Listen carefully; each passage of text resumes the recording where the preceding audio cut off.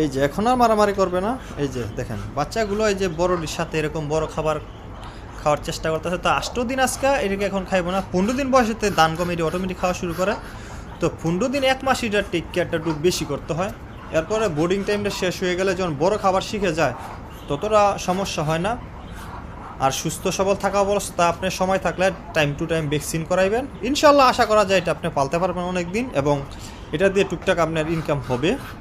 তা আমি এটা শখে 4-5 বছর ধরে লালন পালন করি, তবে মাঝখান তো 6 মাসের মতো 1 বছরের মতো গ্যাপ ছিল, তাই আমি আবার নতুন করে স্টার্ট করছি। তো সবাই দোয়া করবেন, আমি একটা বড় আকারের শৌখিন খামার করার টার্গেট আছে।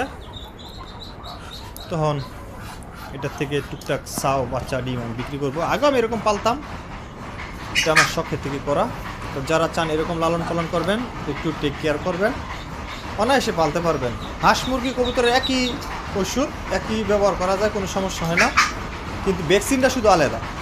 যেমন হাঁসের ডাক পেলে আর কবুতর মুরগির যেমন রানী খেতে দিলেই হয়, 8 ডিবি যেটা বলে এটা দিলেই হয়। কারণ কবুতরের 8 ডিবির টিকাই করাই, আর এই হাঁসগুলোকে এরকম যে ডাক পেলে টিকা করাইবেন ঠিকঠাক মতো, তাইলে কোনো সমস্যা হইব না। টুকটাক মেডিসিন আপনি এটা পালতে পারবেন। এই দেখেন রাতের খাবার দৃশ্য।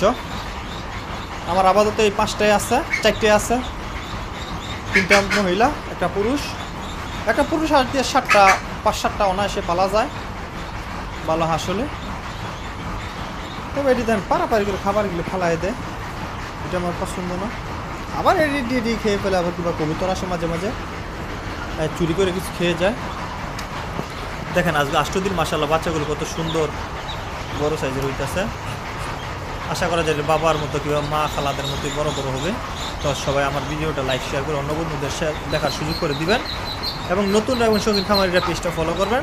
এই ভিডিওতে চীনা হাঁস দৈনন্দিন কীভাবে লালন পালন করতে হয় শিখতে পারবেন।